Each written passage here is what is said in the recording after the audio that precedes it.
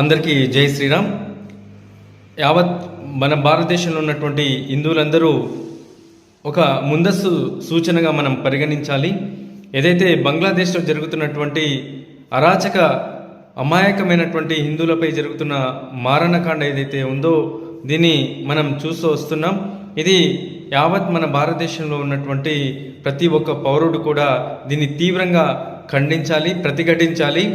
ఎందుకంటే మన భారతదేశం ఒక్కటే ప్రపంచ దేశాల్లో ఎంతోమంది ముష్కరులు దాడికి పూనుకున్నప్పుడు మన భారతదేశం ఉన్నటువంటి ప్రతి పౌరుడు దీన్ని ప్రతిఘటించడం జరిగింది. అలాగే ఒకవైపు మన హిందూ సనాతన ధర్మం ఏదైతే చూపించిందో, సహన మార్గం, శాంతి మార్గం ఏదైతే చూపించిందో, మనం విశ్వసించే ప్రతి ఒక్క దేవీ దేవతలని ఆరాధించి శాంతియుతంగా మారాలి వాతావరణం అని మనం హిందువుల్లో కోరుకునే ఆ గుణం, సహన గుణం ఏదైతే ఉందో ఈరోజు మంగళవారం శ్రీ వీర ఆంజనేయుని యొక్క శక్తి స్వరూపమైనటువంటి చిరంజీవి అయినటువంటి వీర ఆంజనేయుని నేను ప్రార్థిస్తున్నాను.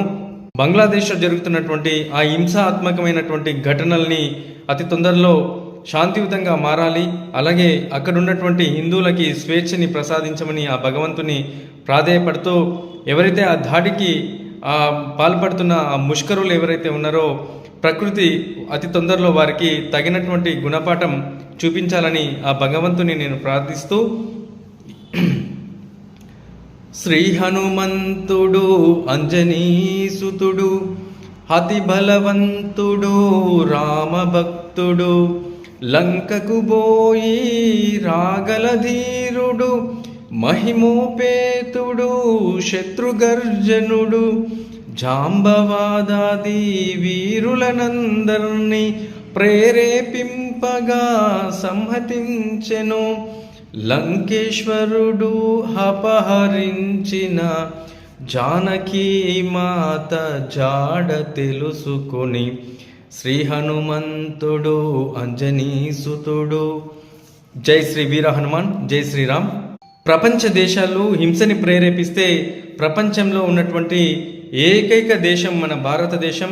ఈ భారతదేశం ప్రపంచ దేశాలన్నీ శాంతియుతంగా, సహనంతో, ప్రజలందరూ సుఖశాంతులతో, స్వేచ్ఛవాయువులతో ఆనందంగా జీవించాలని కోరుకునేది మన భారతదేశంలో ఉన్నటువంటి సనాతన ధర్మం. అది హిందూ ధర్మం అని గౌరవంగా మనం చెప్పుకోవచ్చు. భారతదేశం లాంటి దేశం ప్రపంచంలో ఎక్కడ ఉండదు, భవిష్యత్తులో రాబోదు కూడా.